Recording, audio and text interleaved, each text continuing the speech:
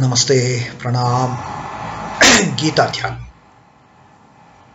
Om Parthaya Pratibodhita Bhagavata Narayanena Swayam Vyasena Gratitam Purana Munina Madhye Mahabharatam Advaitam Ritavarshinim Bhagavatim Ashtadashadhyayinim Ambatva manusandadhami Bhagavad Gita bhavatveshini.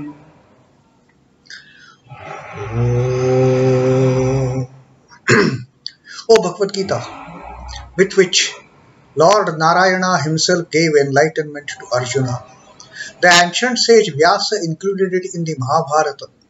O Goddess, showerer of the nectar like knowledge of non-dualism contained in your 18 chapters, O my affectionate mother, the destroyer of rebirth, I meditate upon thee. Krishna Vandana. Vasudeva Sutam Devam Kansachanura Mardanam Devaki Paramanandam Krishnam Vande Jagadgurum. Son of Vasudeva, the slayer of Kansa and Chanur, extreme delight for Mother Devaki, O Lord Krishna, the supreme teacher of the universe, my salutations to you. Srimad Bhagavad Gita, the 10th Adhyaya, Vibhuti Yoga, and since 12th Shloka that we have been reading, Arjuna is talking to Sri Krishna, and Arjuna is kind of, he wants to know something more about the divine manifestation of the great Lord. And the 12th Shloka that we read, Arjuna started with that introductory, remark of enlisting the qualities of the Lord. Arjuna said, you are Parabrahma, you are Param Dhama, you are Pavitram Paramam Bhavan, you are Purusham Shashvatam Divyam Adi Devam Ajam Vibhum.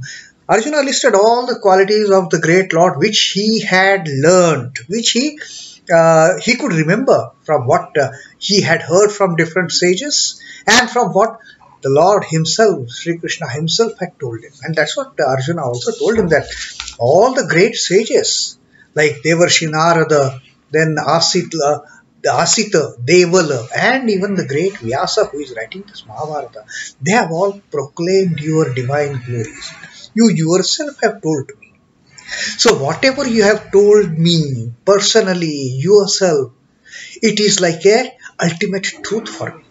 Yes, I fully agree with that. But then what I know is so very limited. What I know is so limited because even the gods and demons, all those dwelling in the highest planes on the spiritual path of evolution, they also cannot understand you fully, O Krishna. Only you know yourself. Only you know yourself. And like that parable Sri Ramakrishna told us, only the diamond merchant can value the value of diamond. All those vegetable seller, rice traders and other people, they cannot. They will value that gem according to their level of understanding. Only the diamond merchant who knows what is the true value of that stone, he will be prepared, he will be willing to pay you 2 lakh rupees for that small stone. So Arjuna told Sri Krishna, only you can tell me about yourself. And then Arjuna requested. Now then Arjuna put forth the request that please tell me, without keeping anything in reserve, without hiding anything from me, I want to know in great details about that divine manifestation of yours which is pervading this entire universe. And tell me, how do I meditate upon your divine glory? And tell me that how can I make it possible for me to see you in all these diversities? Show me the way, show me the technique, teach me how to do it, and bless me. Have mercy on me. And like Sri Ramakrishna again had said, that God reveals everything through His mercy. Once the God is compassionate, once the Lord is merciful, He takes a merciful view of the devotee. Then there is nothing that the devotee cannot know. The Lord will just open all the treasure house. Come, my child, take whatever you want. This is all there in my treasure. Take whatever you want. So that is what the Lord, through His mercy, He gives away everything of His own to His beloved devotee. So Arjuna, in the 18th Shloka that we read last, he told clearly, Sri Krishna, that vistarena atmano yogam vibhutim cha janardana. Oh, one who is adored by this entire creation, Jana Ardhana, who is adored by all this entire creation, all the beings of this creation, they adore you, they revere you. Oh Janardana, now tell me for sure, Vistarena, in great details. Don't make a shortcut. Don't cut short anything from explaining the divine glories of yours. I don't want any summarized form or the gist of it. No, I want it in great details. Vistarena. Bhūyah kathayiṣhyāmi truptir hi shrunvanto nāstyanto. Although I have heard it, but I am still not satisfied with whatever I have retained, with whatever I have grasped. Trupti hi nasti. Bhūyah kathaya shrunvanto. Whatever I have heard so far, whatever I have learned so far, I am not satisfied with that. I am not happy with that. I may have retained something. I may know that, yes, I may know that you are Parabrahma, you are Paramadhama, you are Pavitram Paramam Bhavan and all that. You are Purusha, you are Shashvata, you are Divyam, you are Adidevam, you are Ajam, you are Vibhum. I know, we know all that. But that knowledge is so little that I have, that I am not satisfied. I want to know in complete details. Vistarena, please tell me now, O Lord. And what happens to the Lord after His beloved child, after His beloved disciple, after His beloved pupil has requested to Him thus? So, Sri Krishna now, he starts answering Arjuna. Shrī Bhagavān uvācha. The blessed Lord said. What did the blessed Lord said? Hanta kathayiṣhyāmi divyā hyātma-vibhūtayaḥ prādhānyataḥ kuru-śhreṣhṭha nāstyanto vistarasya me. Krishna is very happy with the kind of inquisitiveness, with the kind of earnestness of his beloved disciple, of this great among the Kurus. Krishna views only Arjuna to be the greatest among the Kuru clan, among all that Kuru dynasty. Krishna feels Arjuna to be the greatest, and therefore he tells him kuru-śhreṣhṭha. He is the best. In fact, for that matter, Krishna feels Arjuna is even, superior to Pitamaha Bhishma for that matter. Pitamaha Bhishma is of a different cadre at all. Pitamaha Bhishma may be at par with Krishna himself. But among the Kuru clan, among the ordinary Kuru mortals, among the ordinary Kuru beings for that matter, Krishna feels that Arjuna is the best among them. Among all the Kauravas and Pandavas and among all the Kuru clan as such, Arjuna is supposed to be the greatest of them all. So, Sri Krishna addresses him as kuru-śhreṣhṭha. And he tells him, hanta. Hanta is exclamatory remark. Hanta. Oh, very good. Like in during seminars and webinars, when there are question-answer sessions, somebody asks a very pertinent, very prominent question. The reaction of the speaker is, oh, very good question. Wonderful. So this hanta is that kind of exclamatory remark Krishna has given, exclaimed towards whatever Arjuna has spoken from 12th to 18th shloka. He says, hanta, very well. Oh, te kathayiṣhyāmi, I will verily I will declare, kathayiṣhyāmi, I will very well tell you. Kathayiṣhyāmi te, I will tell you, definitely I will tell you. Divyā hyātma-vibhūtayaḥ, all the divine glories about me. All the divine, I will tell you, certainly. I will tell you about all the divine glories about me. Prādhānyataḥ, kuru-śhreṣhṭha, nāstyanto vistarasya. Prādhānyataḥ means verily in their prominence. All the divine glories in their prominence. Prādhānyataḥ is all the chief among the divine glories that I have. I will tell you vistarena. I will tell you vistarasya. I will tell you in great details, like Arjuna wanted. All the divine glories, Lord, to tell him in great details. Vistarena, and Sri Krishna says, yes, I will tell you in great details. But I will only tell you the prominent among the glories, the topmost. Because what is the reason for Krishna saying like this? Because Krishna says the divine glories, the divyā, hyātma-vibhūtayaḥ, the divine glory, the glories of the divine manifestation, they are innumerable. Na asti anta, nāstyanto. They don't have an end.